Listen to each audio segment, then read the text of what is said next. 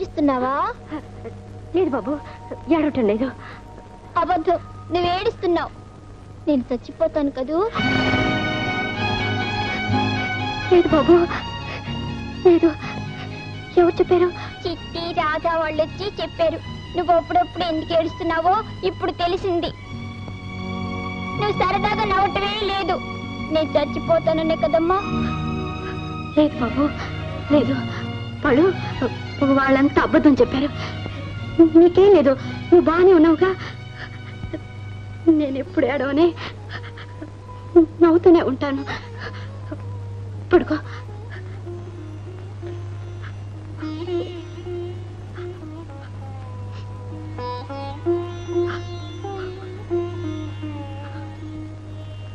కృష్ణుడు, నేను చచ్చిపోతానని నాకు బెంగలేదు.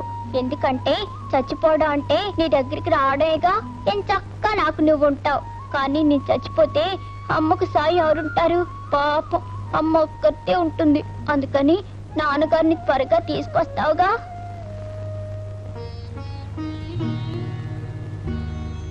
అమ్మా. ఏమిటి బాబు? నేను కోరిక అడుగుతాను, తీరుస్తావా? అదేమిటి బాబు, నేనున్నది నువ్వేం అడిగినా తీర్చడానికేగా. మళ్ళీ కాదనకూడదు. ఆనంద్ బాబు, ఎంత కష్టమైనా సరే, నా ప్రాణం ఇచ్చైనా సరే నువ్వు అడిగిన తీరుస్తాను. ఏమిటో చెప్పు. ముందు ప్రామిస్ చేయి. ప్రామిస్. మరేమో నాకు నాన్నని చూడాలనుందమ్మా. బాబు. అవునమ్మా, నాకు నాన్న కావాలి. నాన్నే తొందరగా రమ్మనమ్మా. అదెలా బాబు?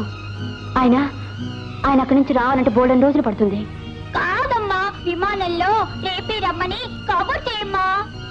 కానీ బాబు, ఆయన ఇంకేం చెప్పకమ్మా. నేను చచ్చిపోతే ఇంకెప్పుడు నాన్నగారిని చూడలేను కదమ్మా. అందుకని ఒక్కసారి రమ్మనమ్మా. నా కోరిక తీర్చవా అమ్మా. నాకు నాన్న కావాలమ్మా. నీ నాన్ని చూడాలమ్మా. అమ్మా, నీ నాన్నతో మాట్లాడాలమ్మా. నీ నాన్నకి ముద్దివ్వాలమ్మా. నాకు వచ్చిన ప్రేజ్లన్నీ చూపించాలమ్మా. అమ్మా, నీ నాన్ని చూడాలమ్మా.